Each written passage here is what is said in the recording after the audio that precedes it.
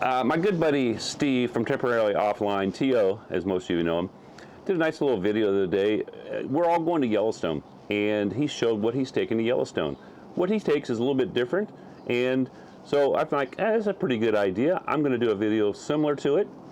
I don't like to copy people, but we're all going to the same place, so I'm going to show all the stuff that I'm going to take for radio and camping. So hopefully you guys will enjoy this. It's quite a bit of things. I did QRP and regular 100 watt antennas I'll use, stuff like that.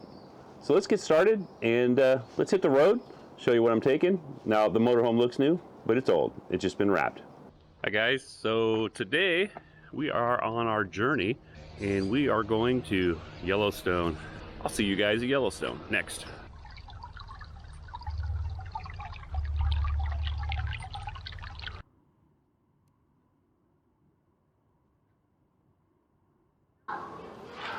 All right, we made it to Yellowstone. This is the camp. Give you a little quick overview. Got some people there. Pretty nice.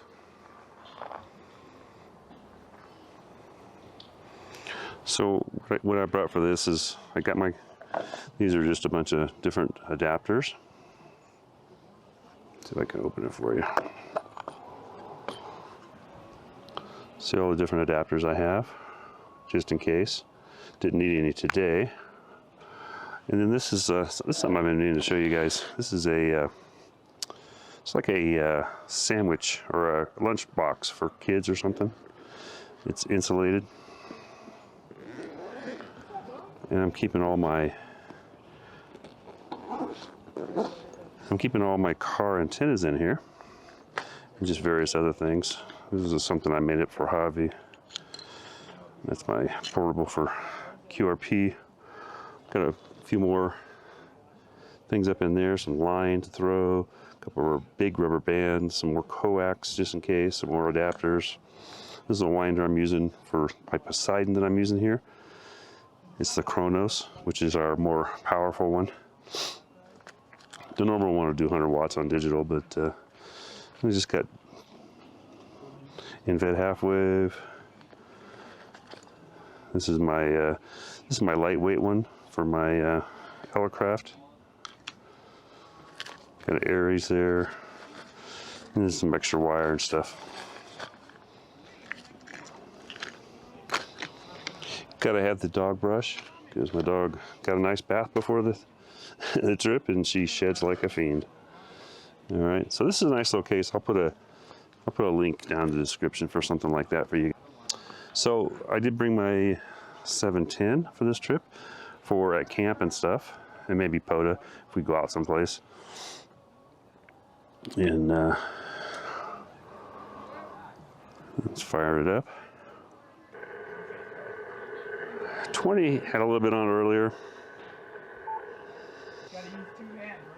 There's a signal there, it looks like.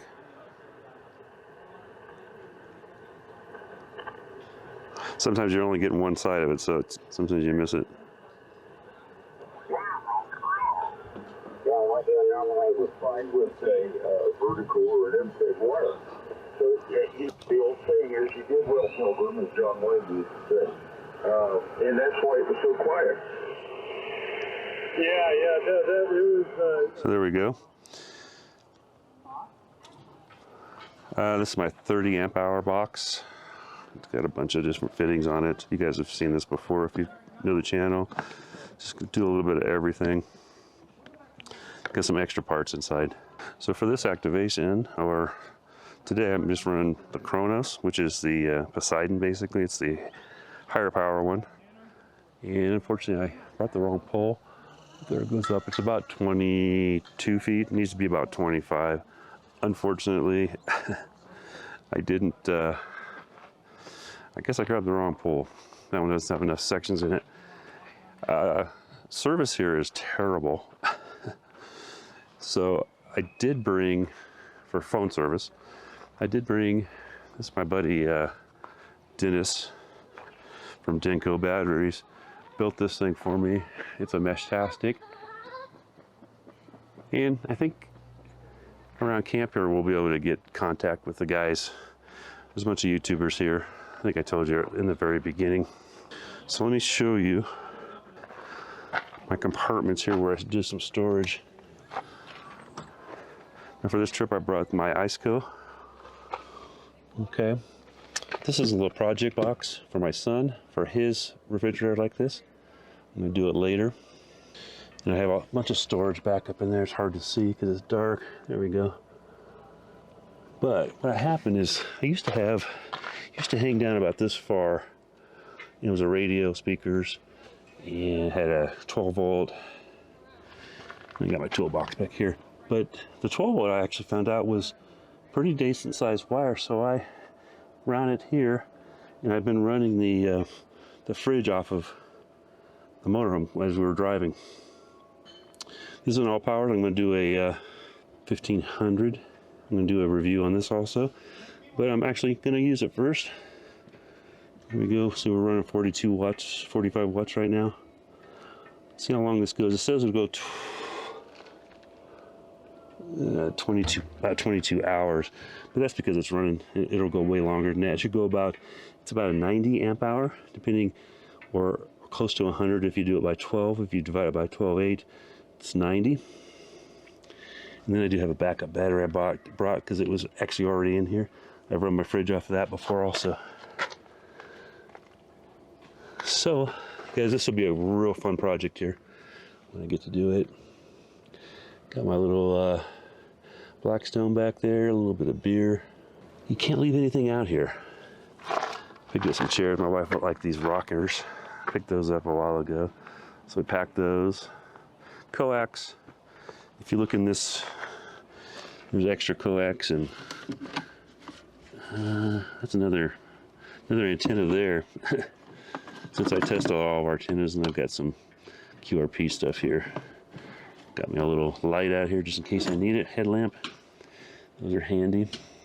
I got quite a few tools, not a ton of tools, but hopefully to get you back on the road. All right. So that's about it. I'll probably get some more stuff, and maybe we'll do a little radio here in a little bit. One of the little spots of the lake here.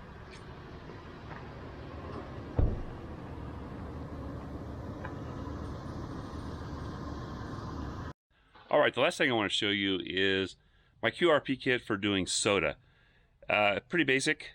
I think I have one of the better radios that's good for throwing in a backpack. And so let me just show you all that stuff right now, and a couple of those special things I made for my mast and stuff like that, just to make it easier, you know? So let me show that to you, and we will take a quick look here. All right, first of all, let me show you. This is a mast I usually use on something in a backpack. It's called a Carbon 6. Pretty good. The top two sections are pretty much unusable. And what I do is, I need to re-glue it, but I glue the two top sections into the third section. Still decent height, plenty good enough for when you're out QRP and on a like kind of soda or something. I always try to set my antenna on the side of the hill closest to like a cliff if I can. This won't always work, but I built this thing. I designed this up and printed it. And this is just a tent stake. And what happens is it fits this perfect. I mean, it won't even fall out. You can't always get in the ground. And the only bad thing is I need to carry something maybe that has, let me show it to you. Inside, there's the nail head inside. So if I need to get something that I can put inside there to pound it down. This is ASA. If you pound on this, eventually it won't be any good. Okay? So let me set those out of the way so they don't roll off the table. All right, so here is my radio. This is a KX2. I don't always keep it in the case just to save weight, but I keep everything in there when I take it places, which kind of protects it. And it's kind of weird, the Low Pro should have been this way, but it isn't. So on the top here, if you guys can, hope you guys can see that. The top, I have some, there's like a little BNC with the, where you can hook up. I can hook an antenna up this to make something if I have to. A couple of wires, like here's a power lead for it if I want to use an external battery. This case has all kinds of nice little clips, but I don't use most of those. Now what I have here, let's see what's in antenna. This is what I really wanted to use this week. This is basically it's a mini Poseidon. It has the full-size Poseidon core, but I shrunk one of our winders down and printed it myself out. I think this is PETG. It didn't if you can see, some of the things are not perfect because of the way it downsizes, but it made it pretty small, and I wanted something, it fits in this case if I want to just take the case. This radio, this is a KX2. This thing has a really good, it'll tune anything. So I know it'll tune the Poseidon easily. I keep one of these little wires here that you can wrap it around things. Sometimes I'll wrap the master around a tree or a pole or something. So that's handy. Doesn't weigh much. This is the stock microphone.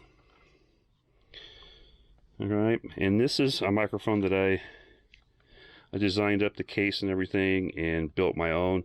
As you can see, it's less than half the size. It has a little push button here. Hard to see. But this will actually fit inside the case, the cover for this radio. Now here's the radio, the KX2. And this is what I'm saying. That'll actually fit inside there. And that just saves space if I have to. I usually don't put it in there unless I put something around, like something soft to keep from scratching the thing. But this protects the whole front of the radio. And this is the whole, this thing, here's my hand.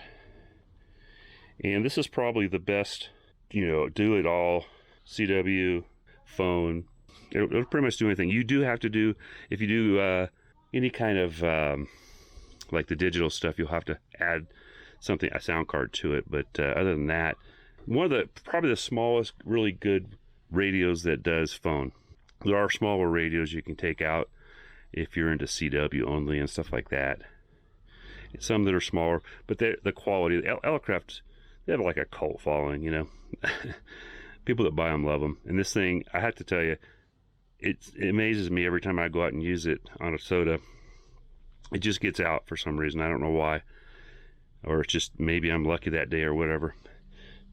But so this is pretty much, and then I have a backpack, and I've got like just a small backpack that I can get all this stuff in it, plus some water, some kind of energy bars and stuff like that. All right, okay. This is pretty much all I took to Yellowstone to do my radio stuff. The 710 is something I use in camp here, or if I was going to go out someplace and do a POTA, I like to have the 100 watts. This, if you're going to go up the side of a hill and have a backpack, this is what I take, because I would probably just take all these parts and not the case. And there's some coax that usually goes with it also. All right. Now, I did do a Parks in the Air while I was here, and I forgot to use a camera and film anything, but my lovely wife at least got one contact for you guys. So I'll throw that in here. And this is with the Poseidon on the 710. Here we go. Kilo 6 Uniform Sierra Yankee. I copy. Kilo 6 Uniform Sierra Yankee QSL. QSL. Hopefully I'm not a dupe for you, but I haven't been keeping very good track. You're about a 5 and 2 into Yellowstone. Hey, I do appreciate that. I did have a Yellowstone today, so it may be one, but hey, I'm not fussing about that. I appreciate you staying all the way out there. You're coming in really strong 5 and 9 into central Indiana, just about 20 miles south of Indianapolis. But QSL, yeah. I'm using a Coffin Ham Radio's Poseidon. It's a multi-band vertical that'll do 6 to 80 with an internal tuner. It seems to be working really well. I'm not sure on the receive sometimes, but I have no problem hearing anybody because it's super quiet here. Yeah, signal is real good coming across the Midwest there today, and I do appreciate your call today and the contact. All right, 73, thanks for activating. So I think I mentioned this before, but my mast is missing a section or so. So it's not quite 25 feet. So what we did, actually did this. We took and put this little stake here, little bungee cord, and just stretched the wire out. Now I did work without doing this also, so just an idea if your mast is not quite tall enough. All right, so I hope this video was of help to anybody that's going on a long camping trip or any kind of camping trip at all, or even maybe just going out to do a POTA or SOTA.